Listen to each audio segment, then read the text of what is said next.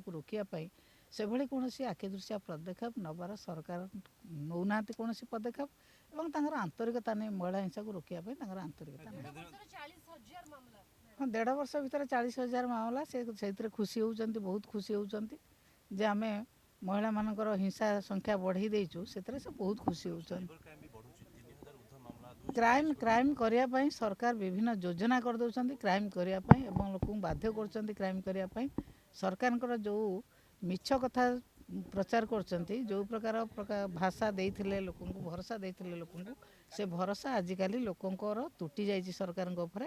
ସରକାର କୌଣସି ଉନ୍ନତିମୂଳକ କାର୍ଯ୍ୟ କରିବା ପାଇଁ ପ୍ରସ୍ତୁତ ନୁହନ୍ତି କି ସାଧାରଣ ଲୋକଙ୍କ ସମସ୍ୟାକୁ ସମାଧାନ କରିବା ପାଇଁ ପ୍ରସ୍ତୁତ ନୁହନ୍ତି। ନାଇଁ, ନବୀନ ବାବୁ ଆସୁଛନ୍ତି, ମଝିରେ ତ ଆସୁଛନ୍ତି, ପୁଣି ଆଜି ଆସିବେ, ସବୁ ବହୁତ ସମୟରେ ଆସୁଛନ୍ତି। ନବୀନ ବାବୁ ଆସୁନାହାନ୍ତି କି ଆସୁଛନ୍ତି, ଏଥର ଆସିଥିଲେ, ପୁଣି ଆଜି ଆସିବେ, ଅପେକ୍ଷା କରନ୍ତୁ, ଆଜି ଆସିବେ।